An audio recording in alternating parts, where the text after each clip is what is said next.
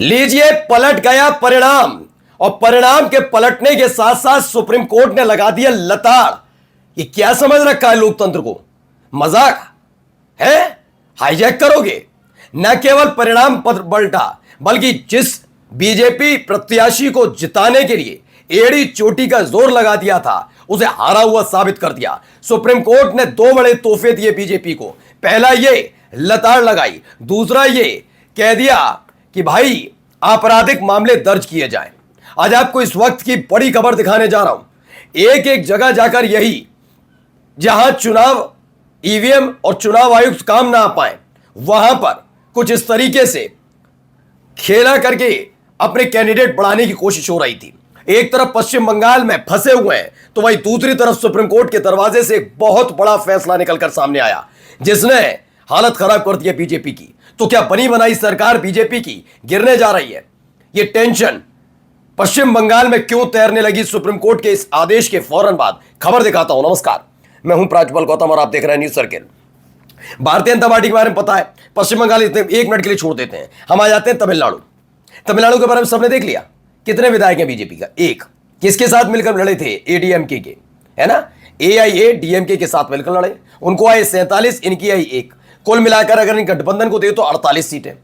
ख्वाब यह था कि हमारा एक विधायक ही जीता सही, लेकिन इस विधायक के दम पर हम चाहे तो आसानी सरकार बना लेंगे, ये पूरे मन में लेकर बैठे हुए थे, लेकिन वो मंशा पूरी नहीं हो पाई। आप सोचिए 4 तारीख को नतीजे आते हैं। जिम्मेदारी राज्यपाल की थी। 5 दिन तक राज्यपाल, जो एक वक्त में आरएसएस के कार्यकर्ता और बीजेपी के नेता रह चुके हैं, जिन्हें राज्यपाल बनाया गया तमिलनाडु का, क्योंकि बीजेपी जानती है तमिलनाडु में वो नहीं आ पाएगी, इसलिए ऐसे व्यक्ति को बनाया गया। वहां पर वो राज्यपाल 5 दिन तक टहलाते रहे सरकार के नाम पर कि ये नहीं है तुम्हारे पास, वो नहीं है। होता नहीं है सरकारी दफ्तरों में, होता है अब आधार कार्ड नहीं है, अब फोटो सही नहीं खींचा, अरे तुम्हारा पैन कार्ड कहां पर है, वोटर आईडी कार्ड कहां है, जन्म प्रमाण पत्र कहां, ऐसी हरकतें कर रहे थे राज्यपाल। लेकिन वो सारी मंशा पानी फिर गया। ये पूरा मौका दिया गया था कि इन 5-6 दिनों के भीतर टीवी के यानी कि जोसेफ विजय के विधायकों को तोड़कर आसानी सरकार बनाई जाए, लेकिन हो नहीं पाया। लेकिन आज बात न पश्चिम बंगाल की हो रही है, न हो रही है तमिलनाडु की। एक ऐसे राज्य की हो रही है जहां पर वक्त वक्त पर कांग्रेस के नेताओं में हो रही है भिड़ंत। यह खबर गोदी मीडिया के जरिए चलवाई जाती है, जहां की सरकार को गिराने की साजिश पिछले 2 से 3 सालों से बीजेपी रच रही है, लेकिन वह कामयाब नहीं हो पा रही। इसी के लिए इन्होंने एक और खेल खेला था। एक एक कांग्रेस के विधायक को अयोग्य घोषित करार करवाया जाए और बीजेपी के विधायकों की तादाद बढ़ाई जाए, लेकिन ऐसा हो नहीं पाया।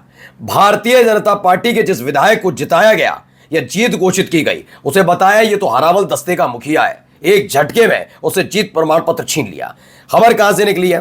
Can't allow democracy to be hijacked, Supreme Court restores Congress TD Rajegowda as Sringeri MLA. दावा किया जा रहा है, भैया बताया गया ये श्रृंगेरी एमएलए है, कर्नाटक की एक सीट है श्रृंगेरी। वहां के जो जीते थे विधायक, उनका नाम है टीडी राजेगौड़ा। ये कांग्रेस के प्रत्याशी थे, उन्होंने अच्छी खासी जीत, अच्छी खासी मतलब 200 वोटों से जीत दर्ज की। भारतीय जनता पार्टी के प्रत्याशी ने कहा ये तो बेईमानी हुई। और मैं पूरी जिम्मेदारी के साथ अपने चैनल पर कहता हूं कि हर एक के प्रति यह होना चाहिए जिस प्रत्याशी को इस बात की शंका होती है कि उसके साथ बेईमानी हुई, धांधली हुई, गलत हुआ होगा, इसके लिए उसकी जिम्मेदारी होती है और वो अधिकार भी होता है कि वो जाए, पिटीशन दाखिल करे और उस पिटीशन के आधार पर दोबारा से रिकाउंटिंग की बात कर सकते हैं। जो भी है, ये इस्तेमाल बीजेपी के प्रत्याशी ने किया, वो बात अलग है। सिर्फ बीजेपी के प्रत्याशी ही इसका इस्तेमाल कर सकते हैं, बाकी किसी ने किया तो चुनाव आयोग, पुराने वाले तो राजीव कुमार, धमकी तक देने पे आ जाती है। वाले तो सुनते ही नहीं, वो धमकी देते थे, अगर ये ना हुआ तो मैं ये कर दूंगा, वो ना हुआ तो मैं ये कर दूंगा।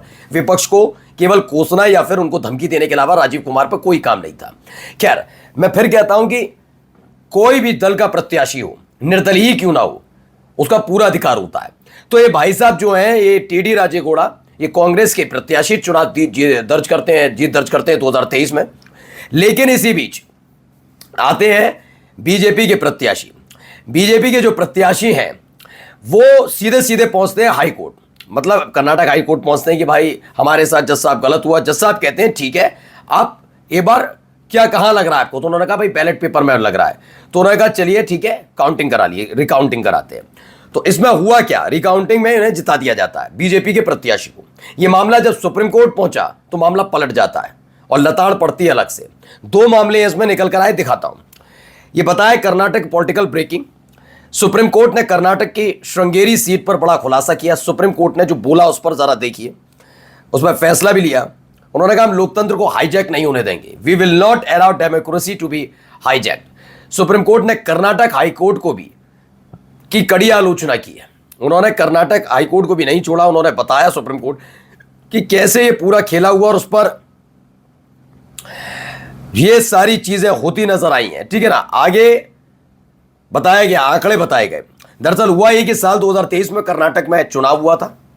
साल 2023 में 3 साल पहले वहां पर कर्नाटक के टीडी राजेगौड़ा चुनाव जीतते हैं। कहां पर? इस सीट पर, श्रृंगेरी सीट पर 2001 वोटों से जीत हासिल की। कर्नाटक हाईकोर्ट ने केवल 279 खारिज मतपत्रों की समीक्षा का आदेश दिया। जब ये हाईकोर्ट जाते हैं, जो बीजेपी के जीवराज है, प्रत्याशी थे, ये सीधे दौड़े दौड़े हाईकोर्ट पहुंचते हैं। हाईकोर्ट कहता है सही बात है, सबका अपना हक है, आपको शक लग रहा है, चलो एक बार ट्राई कर लेते हैं। तो उन्होंने केवल, उनसे कहा, हाईकोर्ट ने कहा केवल 279 जो बैलेट पेपर्स हैं इनकी समीक्षा यानी जांच की जाए, क्या हुआ, क्या क्या है। ऐसे में रिटर्निंग ऑफिसर तैयार किया जाता है और वो 562 वैध वोटों की दोबारा जांच कर देता है। परिणाम पलट दिया। बीजेपी के जीवराज को घोषित कर दिया विजेता कि नहीं नहीं, हमसे गलती हो गई थी, गलत तरीके से गिन गए थे या जो भी था। इसमें तो बीजेपी के प्रत्याशी जीवराज की जीत हुई है, यानी कि जो जीते थे राजेगौड़ा वो नहीं जीते, ये कहा गया। तो अब बन गए जीवराज। ये मामला सुप्रीम कोर्ट पहुंचता है। सुप्रीम कोर्ट जब इस पूरे मामले की समीक्षा करती है और देखती है एक एक चीज, तो उसके बाद वो जीवराज, वहां के कलेक्टर, उसके अलावा जो रिटर्निंग ऑफिसर है, इनको तो लपेटे में लेती लेती लताड़ लगाती है, बीजेपी को तो लताड़ लगाती है, साथ साथ कर्नाटक हाईकोर्ट की भी कड़ी आलोचना करती है। इसमें क्या हुआ, इसमें बताया गया सुप्रीम कोर्ट ने तुरंत फैसला पलट दिया। अब आगे क्या हुआ कि भाजपा के जीवराज, जिला कलेक्टर के.एन. रमेश और पूर्व रिटर्निंग ऑफिसर वेद मूर्ति के खिलाफ जो पोस्टल बैलेट पेपर थे उसमें हेरा फेरी के आरोप में आपराधिक मामला दर्ज किया गया। लेकिन फिर आता है उच्च न्यायालय यानी कर्नाटक हाईकोर्ट, उसने इस आपराधिक मामले पर रोक लगा दी।